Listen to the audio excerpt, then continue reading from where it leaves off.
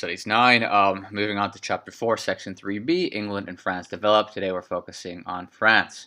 So a big change we see in France between the end of the 11th century to the turn of the 14th century is just how much power becomes centralized and controlled by the French government. So the power is slowly moving from barons and noble to the king and to the government, as you can see from this picture here. Now, following the fall of Charlemagne's empire, France, like what would be Germany now, was splintered into various territories. In fact, over 40 territories with different nobles and lords in charge. It was the Capetian family that would slowly centralize this power, with Paris being the key part of their territory.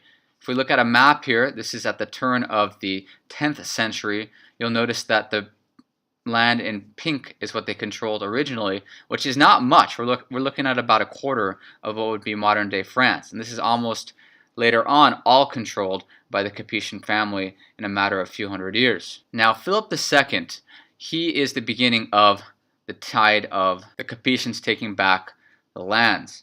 Now during his time, he triples the land controlled by the French government. Now quick warning, if you like to Google different key terms, key people, one thing to not get confused: when you put in Philip II into Google, what comes out is often the Spanish Philip II. You're not looking for him, you're looking for the French Philip II, so don't get that confused. There you go, there's the territory increase.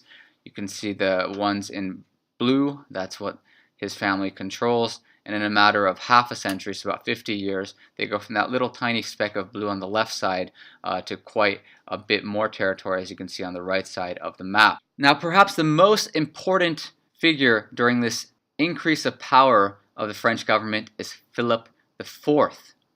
Now, Philip IV did an excellent job in centralizing the power by taking away power from the lords and making sure that the country was being run from its capital. But at the same time, he did have some controversies. So first, there is his money issues with the Jewish people who lived in the area in the 1300s, where he expelled tens of thousands of Jewish people from the Capetian territory in order to seize their assets. Secondly, this also relates to money. There was a case between him and the Templars where he borrowed money from the Templars and he never repaid them.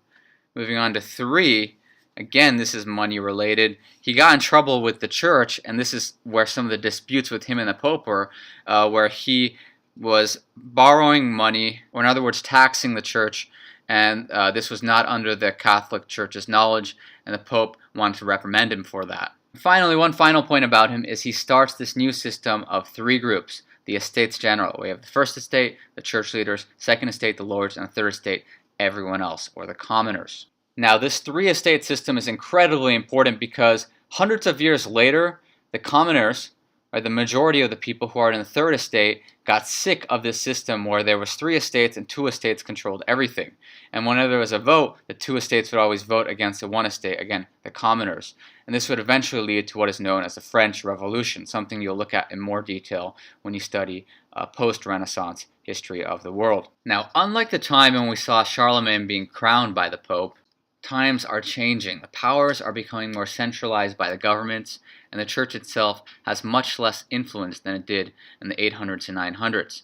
And a symbolic event was when Pope Boniface VIII demanded that King Philip IV, yes, the one we just talked about, would follow his orders, and instead Philip IV arrests the Pope. So this is an example of showing how the church is getting much weaker. Another change the church sees showing its weakness is that its capital moves. It's no longer in Rome, and it moves to the city of Avignon in the turn of the 1300s. There's a visual, as you can see, Avignon, so it moves from Rome to Avignon in 1305. Now, the Great Schism occurs in the 1300s, not to get confused with what happened in the 11th century, the East-West Schism.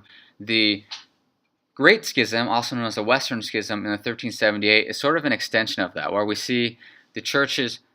So the Great Schism, unlike the East-West Schism, where we see the churches split into the Catholic West and the Eastern Orthodox East, it's a schism within the Roman Catholics, where you have popes in Avignon and the Pope in Rome declaring each other as not the real popes. And this is a real problem because then there's another guy comes in who says he is the Pope, Clement the Seventh, and he is also declaring the other two as not being popes. Now you have a situation where there's multiple popes, and the church is not quite centralized, right? As I mentioned earlier, they've moved their headquarters from Rome to Avignon, and yet Rome has a lot of influence. So overall, there is some major issues coming up with the compromise, but ultimately, both sides agree to compromise and agree that Pope Martin V would become the Pope at 1417. I'm the Pope. No, I'm the Pope. Who's the Pope then?